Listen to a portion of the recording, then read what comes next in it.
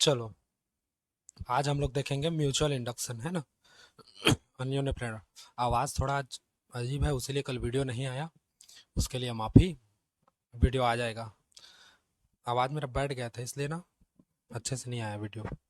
चलो, आज भी बैठा है लेकिन कंप्रोमाइज़ करना अब, ठीक। अगला हेडिंग डालो, अन्योन्य प्रेरण। आज इस चैप्टर को पूरा ख़त्म करेंगे। म्यूचुअल इंडक्शन, है ना। क्या है अन्योन्य प्रेरणा, म्यूचुअल इंडक्शन, इसको देखते हैं हम लोग पहले, ठीक। वो समझना ज़्यादा जरूरी है। म्यूचुअल इंडक्शन क्या है, उसको अन्योन्य प्रेरणा, है ना। पिछला क्या था हम लोग का, स्वप्रेरण। स्वप्रेरण मतलब खुद के कारण, खुद के कुंडली में प्रेरित धारा उत्पन्न हो जाती है, उसको हम लोग क्या कहते थे, स्वप्रेरण। अब क्या किसी दूसरे के कारण अगर उत्पन्न होगा प्रेरित धारा, तो उसको क्या कहेंगे, अन्योन्य प्रेरण, है ना। उसी को देखना है चलो हम लोग को। जैसे मान लो मैं दो परिपथ बना लेता हूँ, है ना, दो कॉइल। एक कॉइल ये है ना, जिसमें हम लोग धारा लगा देते हैं, ये सॉरी बैटरी, प्लस माइनस। और प्लस माइनस मत दो अभी फिलहाल, समझो। यहाँ पर गैल्वेनोमीटर, और यहाँ पर हम लोग का कुछ भी है, की लगा देते हैं, की, कुंजी, स्विच, ये। ठीक। और एक और ले लेते हैं इसी के बगल में, ये।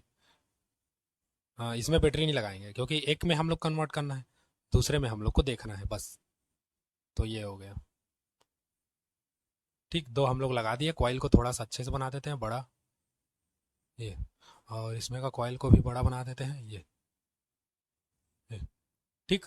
अब देखो होता क्या है इसमें, जब जब किसी एक परिपथ के, है ना, जब किसी परिपथ में बैटरी या सेल से, है ना, जब किसी परिपथ में बैटरी या सेल से हम लोग क्या करते हैं,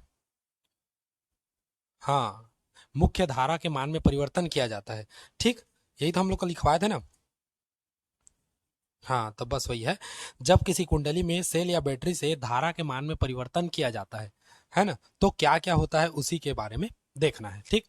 जैसे मान लो यहाँ पर हम लोग का है, ठीक, इसमें धारा, स्विच को चालू किए, देखो, ये बटन को चालू किए। पहले देखो, एक चीज समझ जाओ, शुरू में धारा क्या था, अगर हम लोग बात करें धारा का, और धारा के कारण हम लोग का क्या होगा, चुंबकीय क्षेत्र देखेंगे, चुंबकीय क्षेत्र रेखाएं, या चुंबकीय बल रेखाएं, समझो, चुंबकीय बल रेखाएं। और उसके बाद हम लोग देखेंगे फ्लक्स परिवर्तन। ये तीन चीज देखना है, जैसे स्वप्रेरणा में समझाया था वैसे ही हम लोग का धारा मतलब आई के बारे में, और चुंबकीय बल रेखाएं मतलब बी के बारे में, है ना, और फ्लक्स परिवर्तन मतलब फाई बी के बारे में, ठीक।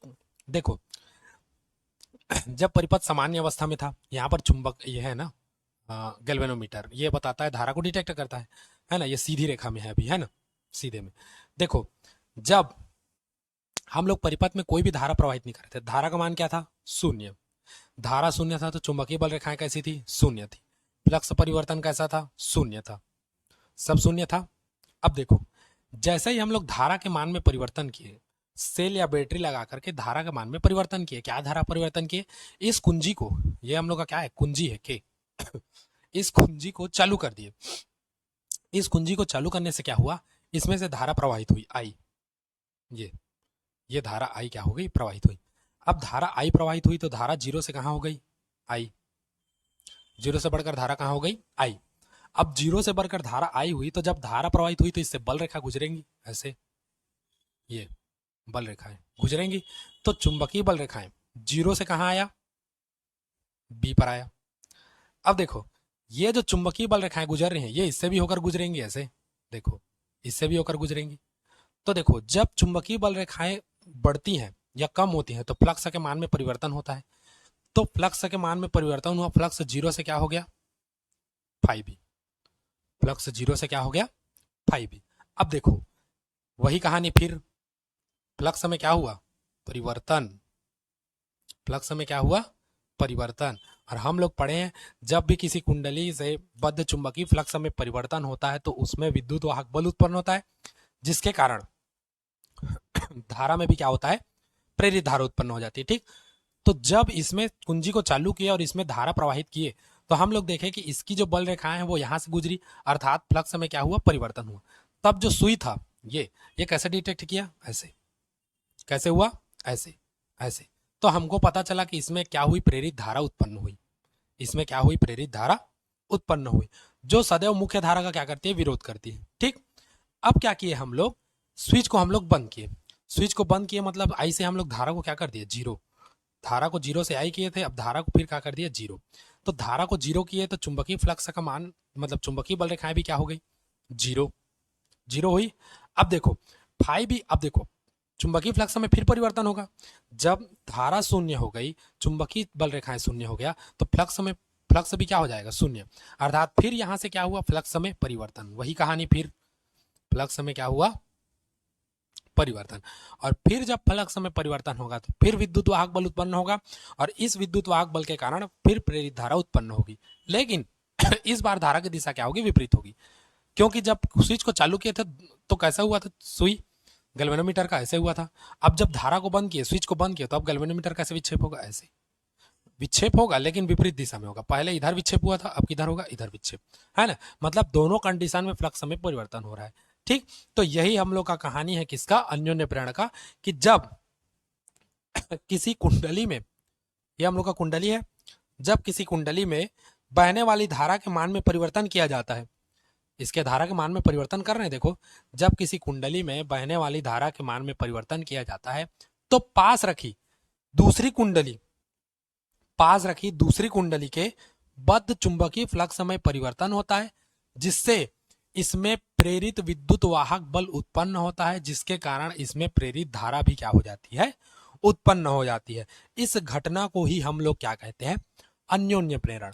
अन्योन्य प्रेरण कहने का मतलब क्या है, अन्य के कारण प्रेरण।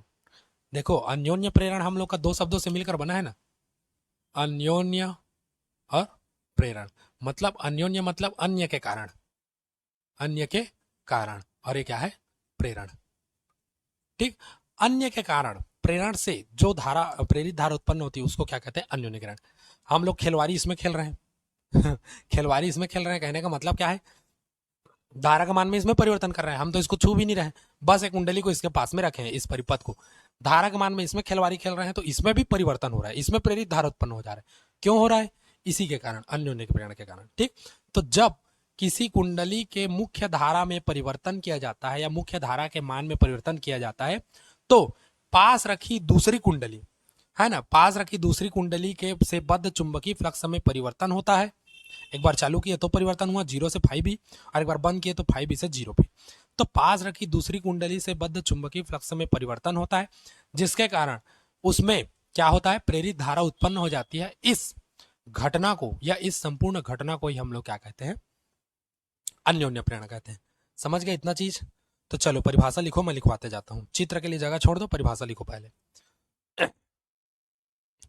जब किसी कुंडली में, जब किसी कुंडली में मुख्य धारा के मान में परिवर्तन किया जाता है,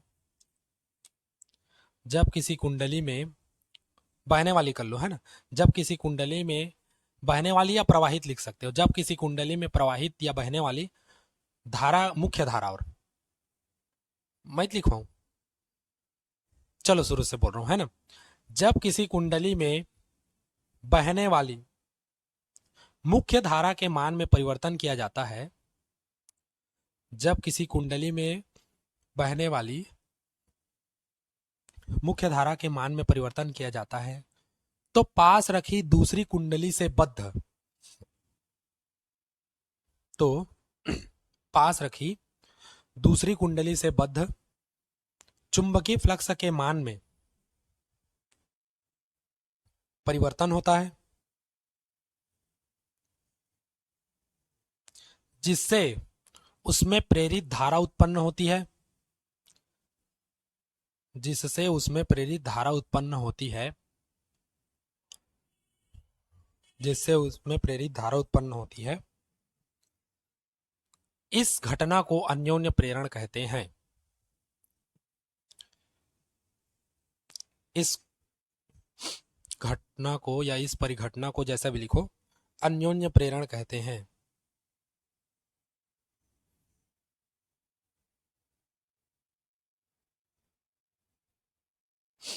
हो गया।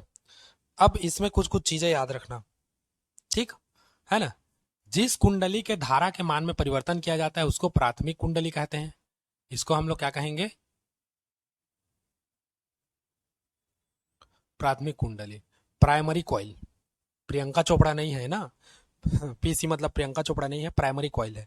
ठीक, तो जिस कुंडली के धारा के मान में परिवर्तन किया जाता है ना, उसको प्राथमिक कुंडली कहते हैं। और जिस कुंडली में, है ना, जिस कुंडली में प्रेरित धारा उत्पन्न होती है उसको हम लोग क्या कहते हैं?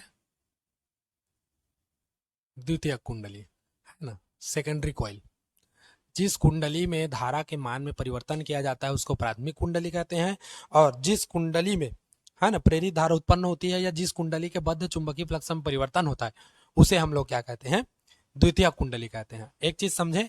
दूसरा चीज नोट पॉइंट में ये याद रखना, द्वितीयक कुंडली में प्रेरित धारा तब तक प्रवाहित होती रहेगी जब तक प्राथमिक कुंडली में हम लोग धारा के मान में क्या करते रहेंगे? परिवर्तन करते रहेंगे। देखो इसमें धारा के मान में हम लोग परिवर्तन कर रहे हैं, पहले मैं इसी को तो बताया था। धारा के मान में परिवर्तन करने से ये दोनों में परिवर्तन हो रहा है।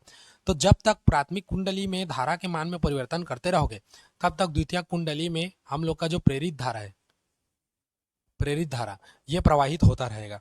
जैसे ही प्राथमिक कुंडली में धारा के मान में परिवर्तन करना बंद कर दोगे तो द्वितीय कुंडली में धारा के मान, मतलब धारा प्रवाहित होना बंद हो जाएगा। ठीक, चलो चित्र बनाओगे तो बना लो, फिर आगे बढ़ते हैं।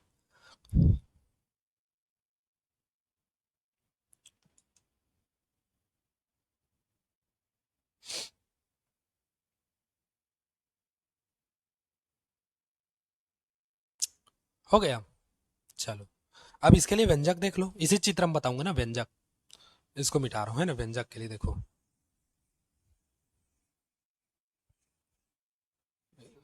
जो जो जरूरी है वो मान लेंगे या सबको मान लेंगे, अपने क्या है। ठीक, इसको मत देना अभी। बल रेखाओं को मैं तुम लोग को दिखाने के लिए लिया हूँ। बल रेखाओं को तुम लोग मत देना, मैं दिखाने के लिए दिया हूँ। जो इसके लिए व्यंजक बनाओगे ना, इसमें साफ सुथरा चित्र बनाना।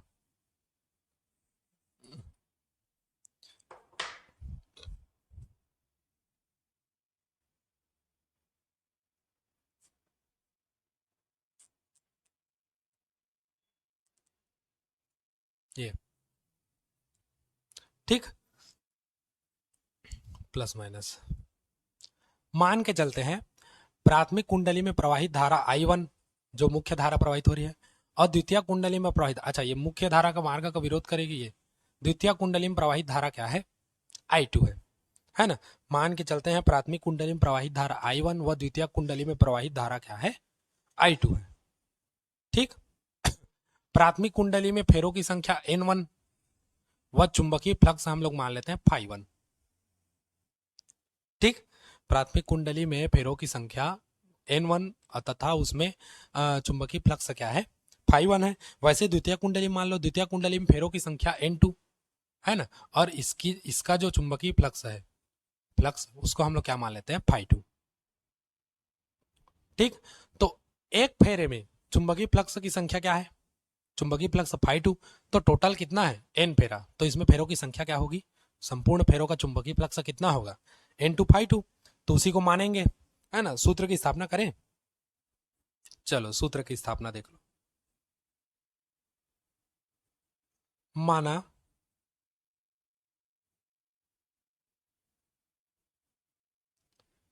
माना फलाना मैं बोल दे रहा हूं, चलो तुम लोग लिखो। माना प्राथमिक कुंडली में फेरों की संख्या N1, माना प्राथमिक कुंडली में फेरों की संख्या N1,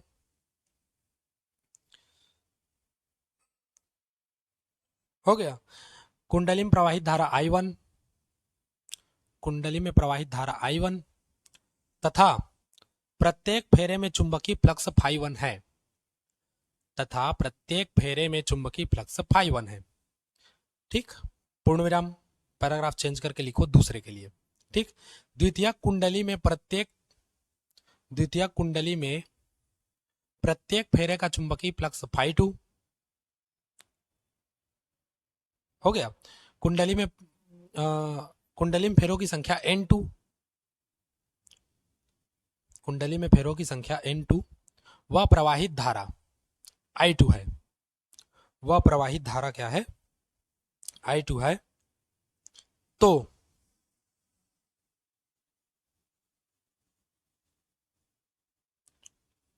द्वितीयक कुंडली, अब द्वितीयक कुंडली के बारे में देखेंगे क्योंकि उसी में चुंबकीय फ्लक्स में परिवर्तन हो रहा है।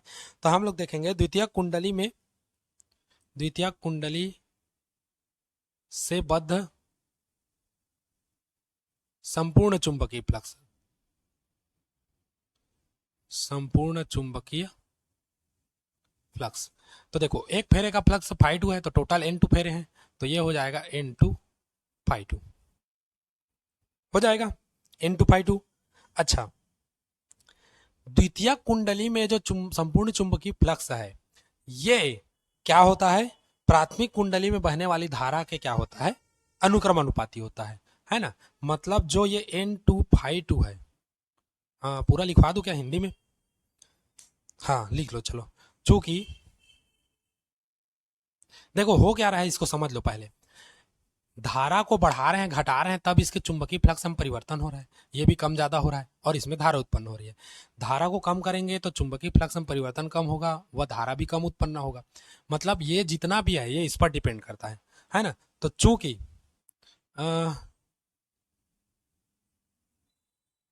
द्वितीय कुंडली का चुंबकीय फ्लक्स प्राथमिक कुंडली में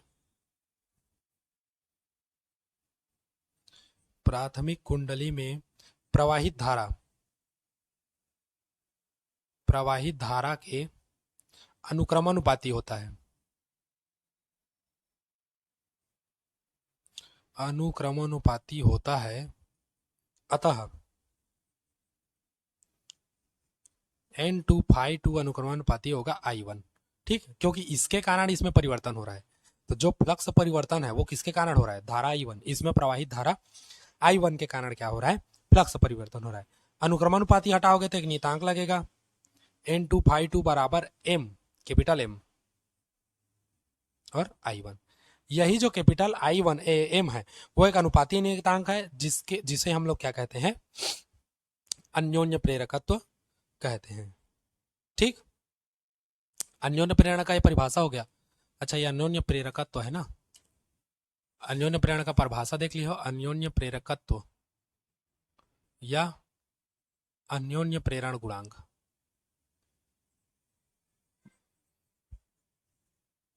मैं इसका ये लिखवाना भूल गया था हेडिंग, ठीक। जैसे स्वप्रेरकत्व परिभाषा था, उसके बाद स्वप्रेरकत्व या स्वप्रेरण गुणांक था ना, बस वैसे ही अन्योन्य प्रेरकत्व का, अन्योन्य प्रेरण का परिभाषा देख लिए। अब उसके बाद अन्योन्य प्रेरकत्व या अन्योन्य प्रेरण गुणांक है ना, ये उसका है। ठीक ये समझे। तो जहां m क्या है हम लोग का, समझो, जहां m क्या है, जहां m है हम लोग का अनुपातिक नियतांक,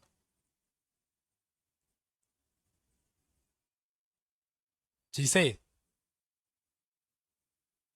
स्वप्रेरण गुणांक, अन्योन्य प्रेरण गुणांक भी कहते हैं, अन्योन्य प्रेरण गुणांक कहते हैं, अन्योन्य प्रेरण गुणांक कहते हैं। तो m का मान निकालो तो सबको पक्षांतर कर दो, तो m बराबर हो जाएगा n2 φ2 बटे I2, पूरे का I2। ये m बराबर कितना हो गया, n2 φ2 बटे I या I1 है, I1 कैसे मिस्टेक कर रहा हूं आज, चलो I1। ठीक, ये हम लोग का क्या, अन्योन्य प्रेरण गुणांक, समझे। बस नोट कर लो इसको। और स्वप्रेरण का जो मात्रक होता है, स्वप्रेरण का जो मात्रक होता है वही अन्योन्य प्रेरण का भी मात्रक होता है। ठीक, लिख लिए रहो, फिर नहीं तो भूल जाओगे। हाँ याद रखो, स्वप्रेरण व अन्योन्य प्रेरण दोनों का मात्रक और विमा, मतलब विमी सूत्र दोनों समान है ना, दोनों बराबर होगा, दोनों एक बराबर होगा। स्वप्रेरण के लिए भी वही चाहेगा, अन्योन्य प्रेरण के लिए भी वही चाहेगा। मात्रक क्या होता है, सबको बताना पड़ेगा। देखो दोनों के लिए मात्रक क्या रहेगा, मात्रक रहेगा हेनरी लंबा चौड़ा छोड़ो, शॉर्टकट लिखो। अच्छा, विमीय सूत्र क्या रहेगा? ml2 t-2 a-2। ठीक, ml2 t-2 और a-2 लिख लो। चलो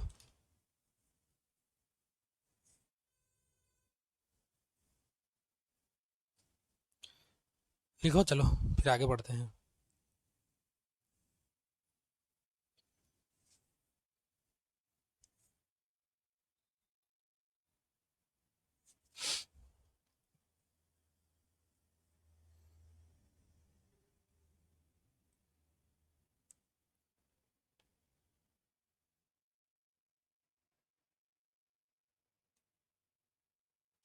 हो गया।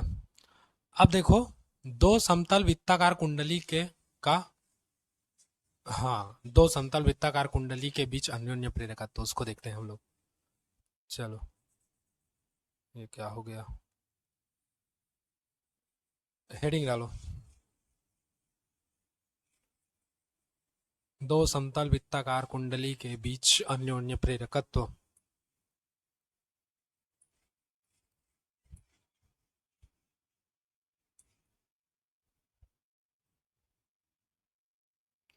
कुछ चीजें इसमें इंपॉर्टेंट है जो तुमको ऑफलाइन बताऊंगा मैं, है ना, वीडियो में नहीं रहेगा, वो ग्रुप में मिलेगा। एक चीज और बता दे रहा हूँ, फिजिक्स में जितना पढ़ा रहा हूँ उससे एक्स्ट्रा भी बहुत कुछ है, जिसका नोट्स और उसको पढ़ने का तरीका वो व्हाट्सएप ग्रुप में ही मिलेगा आपको, है ना। तो आप लोग जहाँ तक हो सके व्हाट्सएप ग्रुप ज्वाइन करिए। ठीक, चलिए। नंबर देख, नंबर ये है 7008606002। ठीक, चलिए आगे बढ़े। हेडिंग डालो। चलो, दो समतल वृत्ताकार कुंडलियों के बीच अन्योन्य प्रेरकत्व। दो समतल वृत्ताकार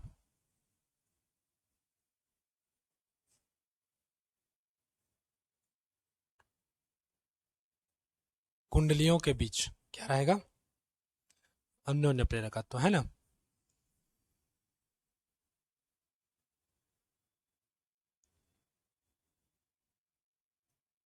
अन्योन्य प्रेरकत्व।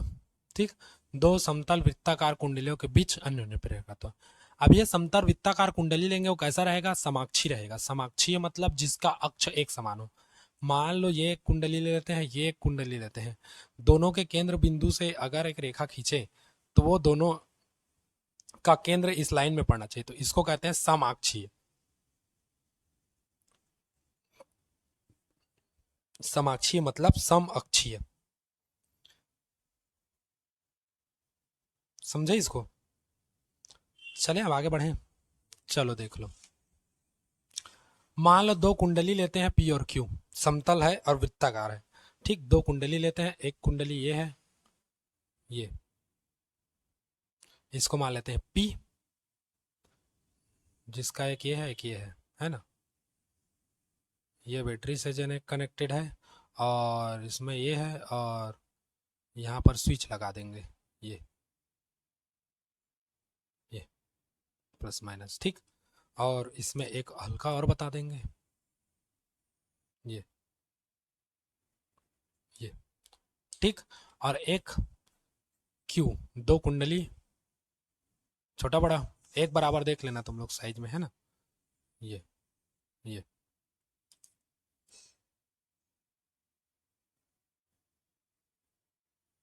हम्म,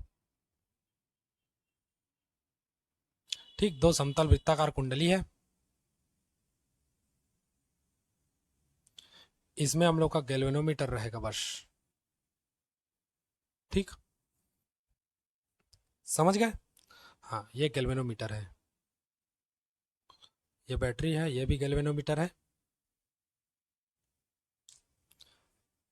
नहीं लगाओगे तब भी चलेगा। ठीक, इसको प्लेन कर दो। चलो, दो समतल वृत्ताकार कुंडली के बीच हम लोग क्या देख रहे हैं? अन्योन्य प्रेरकत्व, है ना। माना पलाना लिखोगे, ये इसका अक्ष है दोनों का, और दोनों अक्ष को एक रेखा मिलाती है, ये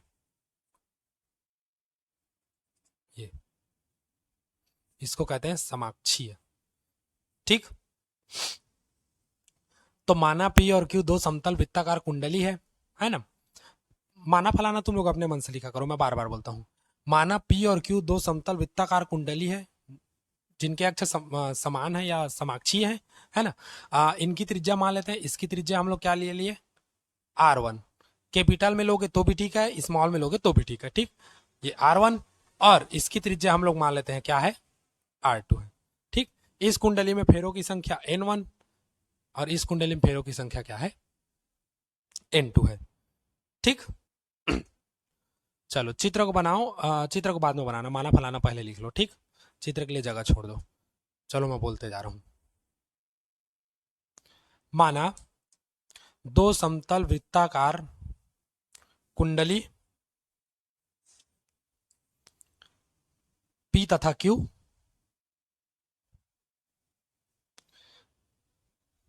माना दो समतल वृत्ताकार कुंडली P और Q एक दूसरे के समक्षीय रखे हैं, समाक्षीय, समाक्षीय लिखने जानोगे, समाक्षीय, समाक्षीय रखे हैं, हो गया। माना दो समतल वृत्ताकार कुंडली P और Q एक दूसरे के समाक्षीय रखे हैं, हो गया। हाँ लिखो, प्राथमिक कुंडली P में, प्राथमिक कुंडली P में फेरों की संख्या N1, देखो N1 है ना, प्राथमिक कुंडली P में फेरों की संख्या N1 व त्रिज्या R1 है। ये R1 R2 दिख रहा है कि नहीं तुम लोग को, बड़ा लिख दे रहा हूं थोड़ा सा। प्राथमिक कुंडली में फेरों की संख्या N1 तथा त्रिज्या R1 है, पूर्ण विराम। द्वितीय कुंडली Q में फेरों की संख्या N2 व त्रिज्या क्या है, R2 है। द्वितीय कुंडली में फेरों की संख्या, द्वितीय कुंडली Q में फेरों की संख्या N2 व त्रिज्या क्या है, R2 है, हो गया।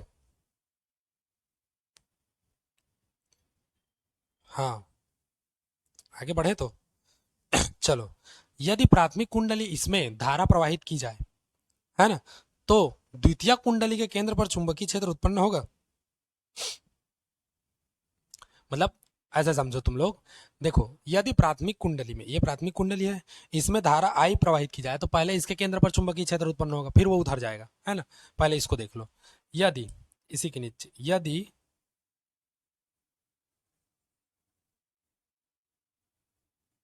प्राथमिक कुंडली में धारा I प्रवाहित करने पर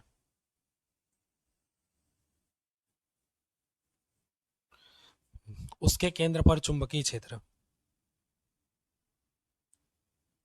केंद्र पर उत्पन्न चुंबकीय क्षेत्र। अब कुंडली वाला चुंबकीय क्षेत्र क्या होता है, पढ़े हो, B बराबर हम लोग का होता है mu not an I by mu naught upon 2 होता है, और एन आई बाई क्या होता है, R, ये होता है। हाँ, अब प्राथमिक कुंडली में फेरों की संख्या एन के जगह क्या हो जाएगा, N1, N1, है ना। धारा हम लोग का कौन सा है, I है, दोनों में समान धारा प्रवाहित हो रही है, ठीक। I1 I2 तो लिए नहीं है हम लोग, ठीक। अच्छा 2 है, और ये क्या होगा, R1, क्योंकि प्राथमिक कुंडली का जो त्रिज्या है वो क्या है, R1। इसको मानेंगे समीकरण 1। क्लियर है इतना चीज, एक बार फिर समझो, प्राथमिक कुंडली में धारा I प्रवाहित करें तो इसके केंद्र पर चुंबकीय क्षेत्र, तो किसी की कुंडली के केंद्र पर या वृत्त के केंद्र पर चुंबकीय क्षेत्र क्या होता है, हाँ यही तो होता है, B बराबर mu naught upon 2 into N I by R, ऐसे सूत्र होता था। अब एन के जगह में कैपिटल एन है ये, है ना। अब जो 1 है तो 1, 2 है तो 2, उसी को तो लिखे हैं। क्लियर हो गया, ठीक। हाँ, अब इसके कारण द्वितीय कुंडली में, इसके कारण द्वितीय कुंडली में प्रत्येक फेरे से बद्ध चुंबकीय फ्लक्स में परिवर्तन होगा। मान लेते हैं द्वितीय कुंडली से बद्ध चुंबकीय फ्लक्स फाई हो, है ना, इसी में लिखते हैं, यहीं पर लिख देता हूं, माना द्वितीयक कुंडली से बद्ध चुंबकीय फ्लक्स फाई बी हो,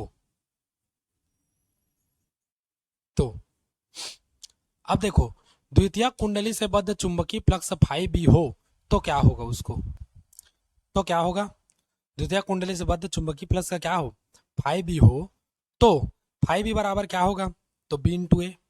देखो यहां से देखो, फाई बी बराबर क्या होगा, बी इंटू ए। अब मान को रखते जाओ, फाइव बी बराबर बी का मान कितना रखोगे, ये लाए हो म्यू नॉट अपॉन टू, देखो mu naught upon two N two I बटे आर वन, यही लाए हो बी।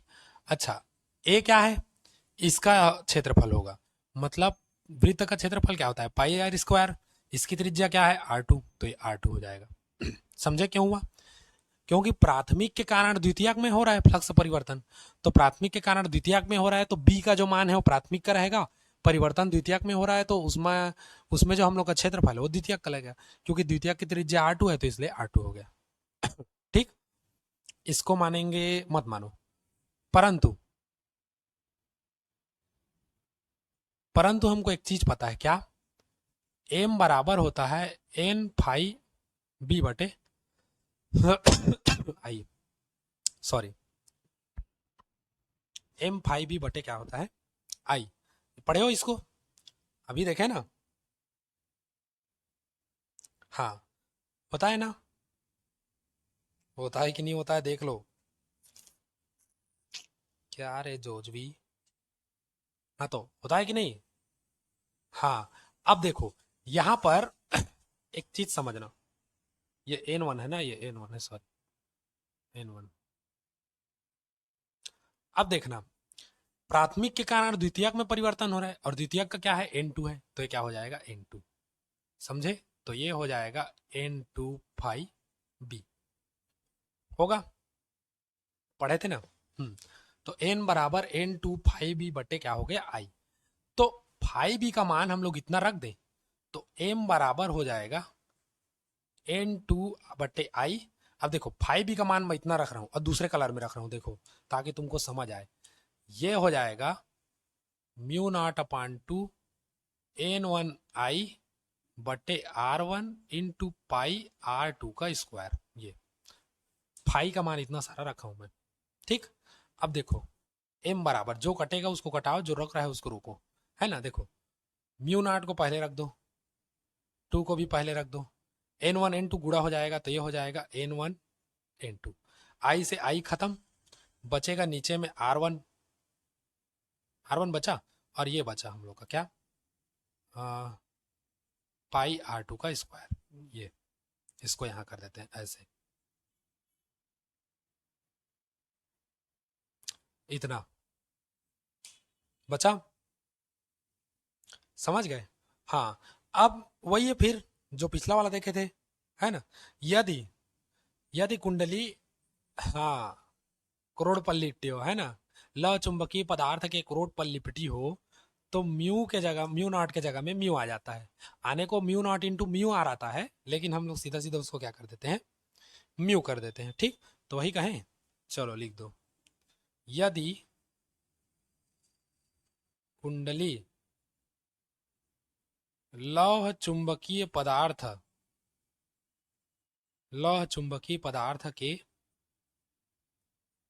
क्रोड पर लिपटी हो, जनरली ये होता क्या है ये मैं बताऊं, लौह चुंबकीय पदार्थ का म्यू आर होता है, तो ये हो जाएगा mu naught into mu R, हम लोग पढ़े हैं mu naught into mu R मतलब म्यू होता है वो, तो इसलिए इतना का सीधा म्यू, तो डायरेक्ट कर देता हूं मैं, है ना, लिपटी हो तो एम बराबर हो जाएगा mu N one N two बटे two R one into pi R two का स्क्वायर, है ना, ये होता है हम लोग का क्या, दो समतल वृत्ताकार कुंडली के बीच अन्योन्य प्रेरकत्व। ठीक, अभिष्ट व्यंजक, चलिए इतना नोट करिए, फिर एक दो लंबी परिनालिकाओं के बीच अन्योन्य प्रेरकत्व देखेंगे। ठीक, चलिए नोट करिए इतना,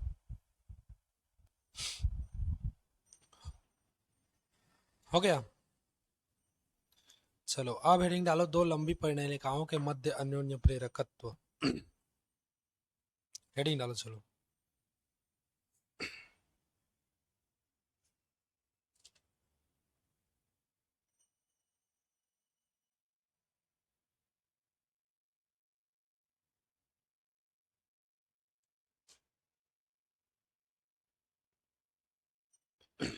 मिटाऊं इसको?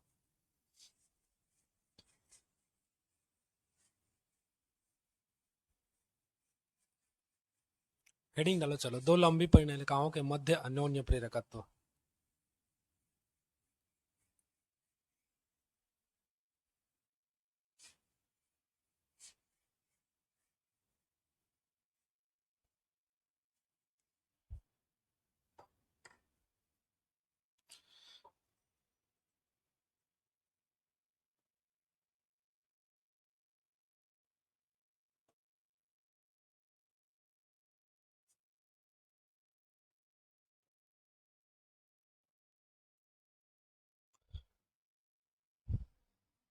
ठीक। दो लंबी परिणलिकाओं के मध्य क्या देखना है हमको? अन्योन्य प्रेरकत्व देखना है। आगे बढ़े तो हो जी। हाँ, ठीक। चलो, मान लो दो परिणालिका लेते हैं हम लोग S1 और S2, है ना। दो परिणालिका लेके मैं बता देता हूँ। मान लो पहली परिणालिका हम लोग ले लेते हैं, ये समझना, ये थोड़ा सा नीचे करके बता रहा हूँ, ये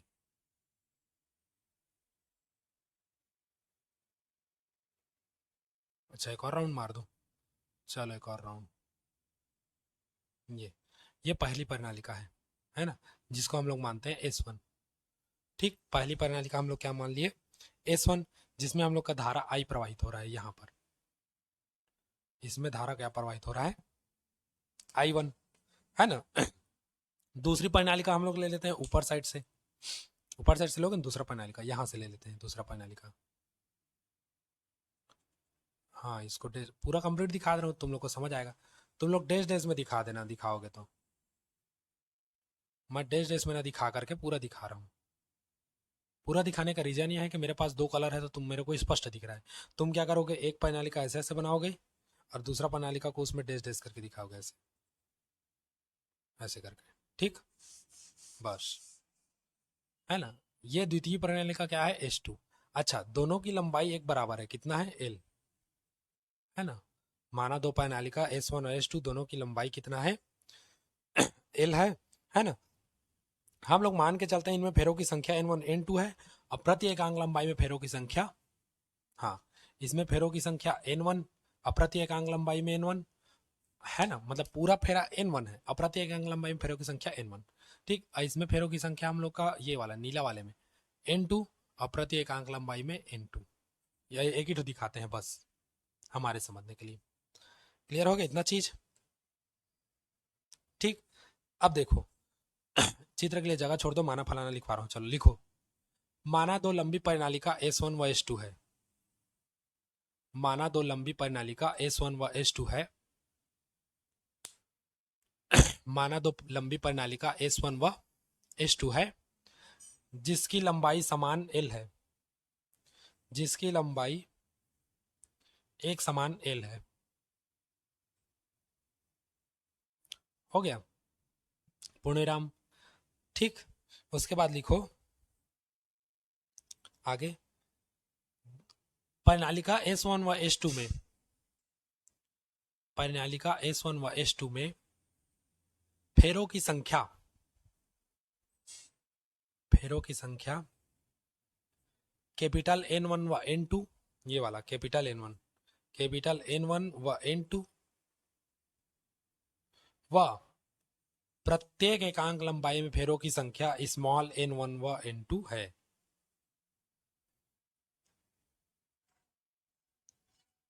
हो गया। तब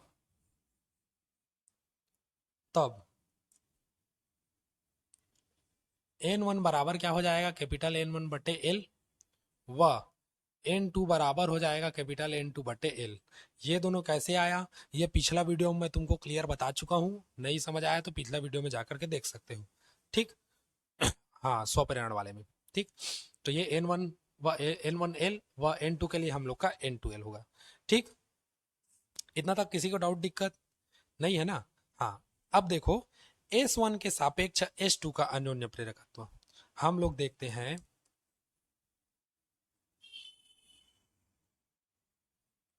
S1 के सापेक्ष H2 का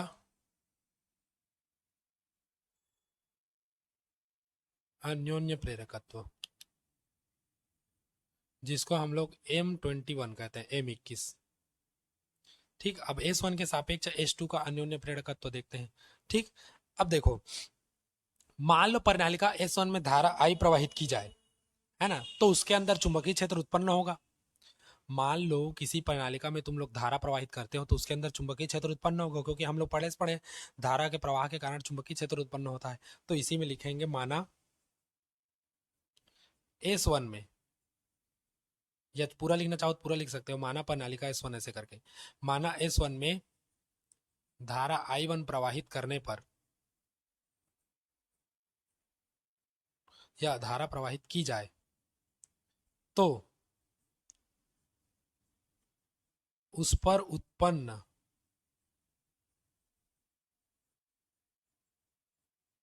चुंबकीय क्षेत्र, अब उस पर उत्पन्न चुंबकीय क्षेत्र B बराबर क्या है, म्यू नॉट एन आई, पढ़े हो? हाँ, प्रणालिका के लिए चुंबकीय क्षेत्र हम लोग का ये होता है। अब धारा I1 प्रवाहित कर रहे हो, कुंडली S1 है, तो ये भी क्या होगा, B1। इसमें फेरों की संख्या N1 व प्रवाहित धारा क्या होगी, I1, सब 1 1 हो जाएगा। इसमें ना इसमें एक जबरदस्त ट्रिक बताऊंगा, आधा तुम लोग याद रखो, आधा तुम लोग का वैसे ही बनेगा। ठीक, ये ट्रिक बताता हूं मैं। ये हो गया। ठीक, अब देखो, अब इस S1 में प्रवाहित धारा के कारण इस S2 से बद्ध चुंबकीय फ्लक्स में परिवर्तन होगा, होगा ना? हाँ, तो उसी को देखो लिखेंगे यहीं पर, यहीं पर लिख रहा हूं मैं। अब परिणलिका S2 के कारण, नहीं, परिणालिका S2 ऐसे लिखो, परिणालिका S2 के प्रत्येक फेरे से बद्ध चुंबकीय फ्लक्स, अब ये कितना होगा, φ2, क्योंकि जो भी S2 के लिए लोगे वो चाहे फाई हो, चाहे बी हो, चाहे म्यू हो, चाहे आई हो, सॉरी एन हो, चाहे आई हो, सब दो में लोगे। ठीक, तो चुंबकीय फ्लक्स φ2 बराबर क्या होगा, B1 है, क्योंकि पहले के चुंबकीय क्षेत्र के कारण दूसरे पर हम लोग का परिवर्तन हो रहा है। ठीक, जैसे पिछला देखे थे, φ2 बराबर B1 का मान ले आओ, कितना है, म्यू नॉट, अच्छा इसमें क्या करते हैं, एन का मान रख देते हैं, चलो यहीं पर छोटा सा, B1 बराबर म्यू नॉट, N1 का मान कितना लाए हो, कैपिटल N1 आई, कैपिटल N1 बटे L इंटू I1। ठीक, तो इसी को रख देते हैं, म्यू नॉट कैपिटल N1 बटे L इंटू I1 इंटू क्या हो जाएगा, A। ठीक, समझे इतना? हाँ, परंतु हमको पता है, यहीं पर देखो, परंतु हमको पता है M21 मतलब क्या है, M21 का मतलब समझते हो? चलो बताओ, पहले के कारण दूसरे में परिवर्तन हो रहा है इसलिए। ठीक, हाँ, S1 के सापेक्ष दूसरे का न्यून प्रेरण, पहले के सापेक्ष दूसरे का न्यून प्रेरण देख रहे हैं, तो ये कितना हो जाएगा, N2 फाइव बटे क्या होता है, I, और ये क्या हो, φ2 होगा, N2 φ2 बटे क्या होगा, I। अच्छा, धारा किस में प्रवाहित हो रहा है, पहले में प्रवाहित हो रहा है, क्योंकि अभी दूसरे में तो हम लोग प्रवाहित किए नहीं है, तो धारा क्या होगा, I1। दूसरे में अभी धारा प्रवाहित किए हो, नहीं किए हो, तो दूसरे में धारा प्रवाहित इतनी किए हो, तो कहां से I2 आएगा, ये होगा I1। मान को रखो, M2 बराबर N2 बटे I1, φ2 का मान पूरा इतना उठा के रख दो, तो ये हो जाएगा कितना, म्यू नॉट N1 I1 बटे L इंटू ए। हो गया, I1 से I1 कैंसिल, तो M2 बराबर हम लोग का क्या बचेगा, म्यू नॉट N1 N2 का गुणा कर दो, तो ये हो जाएगा N1 N2 बटे L इंटू ए। ऐसे ही खत्म, बाकी सब जो कहते हो। अच्छा, ये M21 है ना, समझे इतना चीज? इसको मान के चलते हैं, समीकरण माने है, कार्टूनी माने है, समीकरण 1। अब S1 के कारण S2 का देखे थे, अब S2 के कारण S1 का देखेंगे। इसी में देखो, है ना। अब S2 के कारण S1 का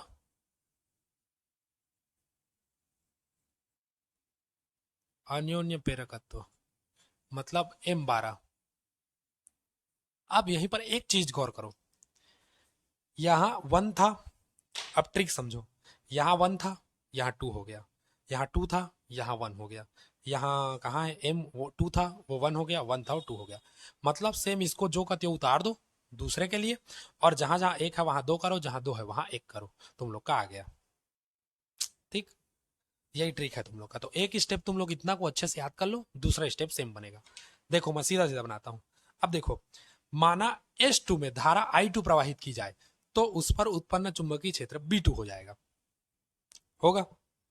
देखो जहां 1 था वहां मैं 2 ले रहा हूं, तो इसी को करेंगे। देखो माना इसी के जैसा सेम, माना S2 में धारा I2 प्रवाहित की जाए, माना S2 में धारा I2 प्रवाहित की जाए तो उस पर उत्पन्न चुंबकीय क्षेत्र B2, तो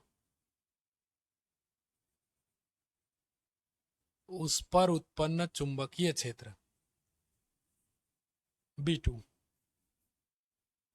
ये 1 है ना, B2 बराबर कितना होगा, म्यू नॉट N1 I1 है, ऐसा है ना इसके लिए, तो ये हो जाएगा म्यू नॉट N2 I2। हो गया। अब देखो जैसा जैसा वैसे करते जाओ, B2 बराबर म्यू नॉट N2 के जगह में हम लोग क्या रखोगे, कैपिटल N2 बटे L, तो कैपिटल N2 बटे L, और ये I1 को यहां ला दो, I2 को।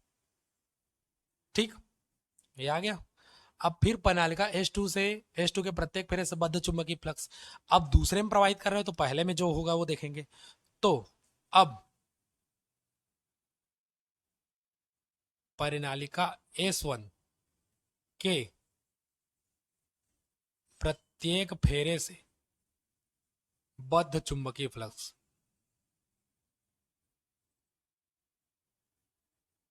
प्रत्येक फेरे से बद्ध चुंबकीय फ्लक्स, अब जहां दो था वहां एक करो, जहां एक था वो दो करो, तो दूसरे में क्या S1 में क्या होगा, चुंबकीय फ्लक्स फाई 1, परिवर्तन किसके कारण हो रहा है, दूसरे के कारण, और ये होगा ए। मान को रखो, फाई 1 बराबर B2 का मान लाए हो, म्यू नॉट N2 I2 बटे L इंटू ए, हो गया। परंतु M12 बराबर, अब देखो जैसे M21 था, 2 और 1 था, तो 1 और 2 कर दिए, N2 फाई 2 I1, तो यहां पर क्या होगा, N1 फाई 1 बटे क्या होगा I2, धारा I2 प्रवाहित कर रहे हो, चेंज किस में हो रहा है, पहले वाले में, तो इसलिए N1 क्या होगा, फाई 1 होगा। तो फाई 1 का मान रखोगे ये वाला इतना यहां पर, तो M12 बराबर हो जाएगा N1 बटे I1, सॉरी I2, कोष्टक में इसको लग दो, म्यू नॉट N2 I2 बटे L इंटू ए, हो गया। तो हमको लास्ट में क्या मिलेगा, M12, यहां तक दिख रहा है कि नहीं, एक बार देखने दो, हाँ दिख तो जा रहा है, चलो। M12 बराबर क्या होगा, देखो I2 से I2 खत्म, तो हमारे पास क्या बचेगा, म्यू नॉट N1 N2 का गुणा कर दिए बटे L इंटू ए, इसको मानेंगे समीकरण 2। तुम लोग को समीकरण 1 समीकरण 2 एक जैसा दिख रहा है, सेम,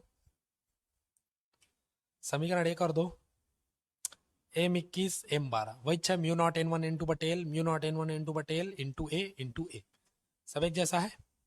चलो इसको नोट करो, फिर आगे बताता हूँ, इसी में नोट करिए।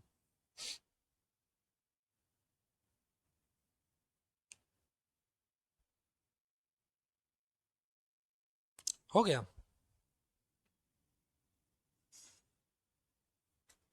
हो गया।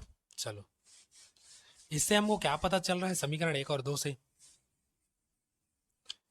दो लंबी परिनालिकाओं के मध्य अन्योन्य प्रेरकत्व एक जैसा ही होता है, चाहे धारा तुम पहली परिनालिका में प्रवाहित करो या दूसरी परिनालिका में, है ना। समीकरण 1 और 2 से देखो, समीकरण 1 व 2 से M21 बराबर M12,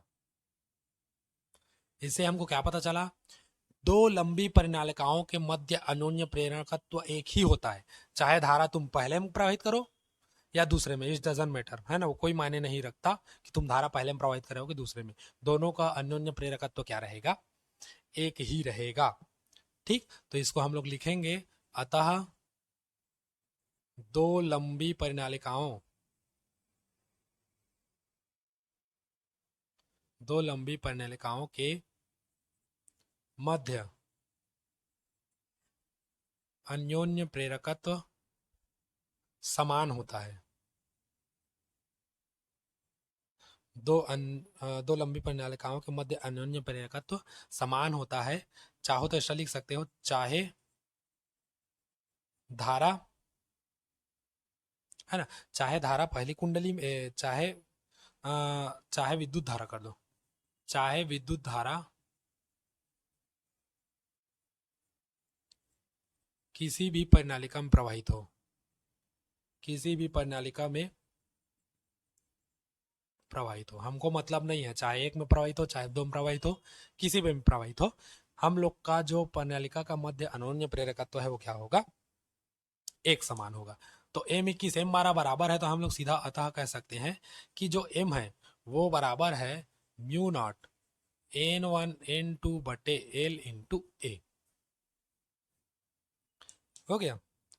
अब फिर वही है, हाँ, यदि प्रणालिका लौह चुंबकीय पदार्थ के क्रोट पर लिपटी हो तो, बस एक शब्द में उसी को लिखना है, यदि प्रणालिका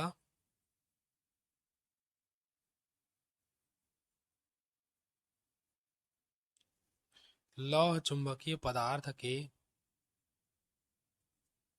क्रोड पर लिपटी हो,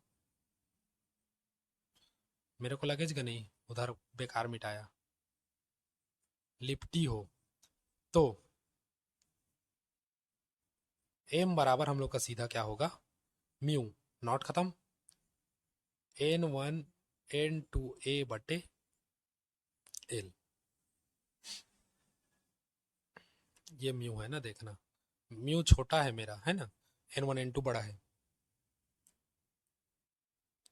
समझे।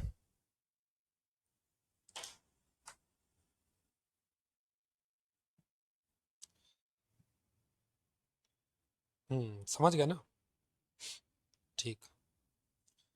अच्छा एक चीज समझो इसमें, है ना, लास्ट में बता रहा हूँ इसलिए मैं कहता हूँ वीडियो को ना लास्ट तक देखा करो, क्योंकि जो भी जानकारी है लास्ट में मिलेगी, शुरू में कभी नहीं मिलेगी या बीच में मिलेगी, ठीक। अच्छा एक चीज समझो, पिछले साल क्या हुआ था, स्वप्रेरण से एक क्वेश्चन आया था, स्वप्रेरण से क्या किया, देखो अलग अलग सेट में अलग अलग आया था, एक सेट में दिया था स्वप्रेरण और अन्योन्य प्रेरण के बीच में अंतर, अंतर 3 नंबर के क्वेश्चन में, एक सेट में दिया था लेंज का नियम क्या है सिद्ध कीजिए ऊर्जा संरक्षण नियम के अनुकूल है वाला, एक सेट में दिया था क्या, स्वप्रेरण किसे कहते हैं इसका मात्रक मिमी सूत्र लिखिए, स्वप्रेरण गुणांक का शायद, तो 3 सेट में तीनों अलग अलग क्वेश्चन आया था, रिपीट करेगा वो अलग चीज है, लेकिन हो सकता है इस साल अन्योन्य प्रेरण को घुसा दे, अन्योन्य प्रेरण या अन्योन्य प्रेरकत्व गुणांक किसे कहते हैं इसके लिए व्यंजक वगैरह है ना, तो ये तुम लोग का अन्योन्य प्रेरण इंपॉर्टेंट है, इसको रट ही लेना, छोड़ना मत, हाँ किसी भी कंडीशन में मत छोड़ना, समझे इस चीज को, बस तो ठीक, ये चैप्टर खत्म। रही बात डायनमो की, तो डायनमो कक्षा 10वीं में पढ़ाया गया था आप लोग को, 10वीं का पढ़ लेना, कोई ज्यादा इंपॉर्टेंट नहीं है ना, ज्यादा बड़ा नहीं है, डायनमो कार्य सिद्धांत वगैरह है इसमें, तो देख लेना, है ना, डिस्ट धारा डायनमो, ठीक। हाँ, तो आज के लिए इतना ही, कल जब आओगे तो कल हम लोग अब एक्स्ट्रा पढ़ेंगे, क्या पढ़ेंगे, बस प्रत्यावर्ती धारा, ठीक, नया चैप्टर चालू करेंगे हम लोग प्रत्यावर्ती धारा, ठीक, प्रत्यावर्ती धारा के बारे में हम लोग पूरा डिटेल जानेंगे क्या क्या है उसको, तो यस, आज के लिए इतना ही, है ना, वीडियो अच्छा लगा हो तो लाइक करें, चैनल को सब्सक्राइब करें और दोस्तों तक आप लोग के भेजें, ठीक। आज के लिए इतना ही, goodbye, take care, sayonara, जय श्री राम।